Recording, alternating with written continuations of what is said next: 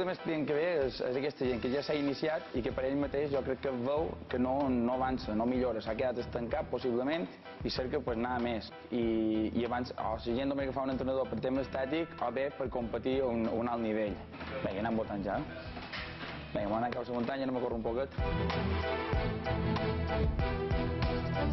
Pareixia que l'entrenament personal només ho podia fer un determinat tipus de gent i ara no, i ara és obert a tothom. Qualsevol persona pot fer entrenament personal.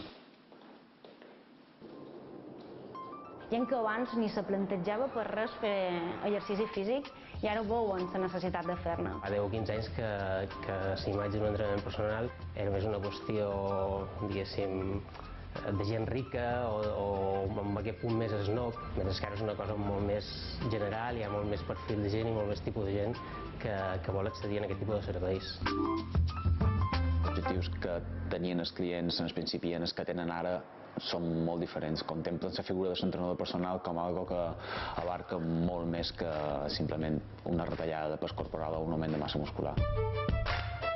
Sí que és vera que molt de clients que venen amb un requisit X se veuen amb un poder major en la base dels temps i ja s'atreveixen a fer coses majors. Gent que en principi m'havia demanat per fer una cursa popular de 4 o 5 quilòmetres, doncs ara mateix s'està fent maratons o s'està preparant per la trail. Eso es super. Vinga, anem. Vámonos. Ara fa 2 mesos no arriba que estic amb en Pep i tenint l'objectiu per la famosa Ultra Mallorca, que és per l'abril d'aquí 4 mesos o 5. Bueno, anem a enfilar aquí ara. Cursant passa curta i pujant. Hem de pujar avui repeticions,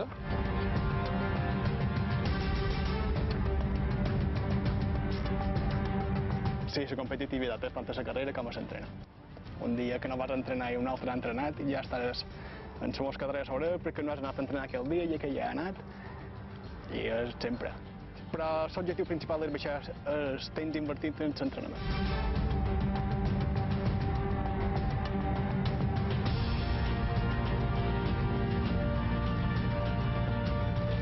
Avui en dia també la gent té molt menys temps i saps que realment amb un entrenador estàs una hora i estàs una hora fent feina i que realment és superproductiu. Uns que se dediquen més a, diguéssim, a l'esport de rendiment, a gent que vol preparar curses, competicions i els preparen específicament per a aquestes competicions, i d'altres, com és més el nostre cas, que ens dedicam més a gent que vol fer un exercici físic per salut. L'estudi previ que feien de cada cas en particular demanant quins són els objectius i m'assombra com de cada 10 casos 8 el seu objectiu és literalment ser més feliços. Sí, perquè realment els donem el que ells estan cercant. Ells venen aquí amb uns determinats objectius i nosaltres els donem. I clar, això et fa sentir molt bé. Fica.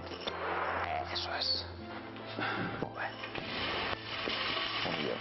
Ja era simplement perquè volia veure a on podia arribar el meu cos. Per Facebook vaig veure un famós canvi radical i vaig dir això ho he de fer jo. Però no havia trobat mai sempre ho havia fet pel meu compte, menjava més o menys el que volia, no pensava que així anava bé i tal, però no havia aconseguit mai posar-me així com jo volia, posar-me bé. Però qui vengui i no li agradi entrenar no té res a fer. Tenim altres companys que se dediquen més a l'alt rendiment i sí que se troben gent que mai ha fet esport i que ara venen i vull fer un marató o vull fer un ultratrail, sí. Aviat d'estar un poquet damunt i dir que no és que tinguin un límit, però sí que afluixin un poquet perquè no vulguin anar tan aviat, no? És un enganxe, donant yonquis de l'esport.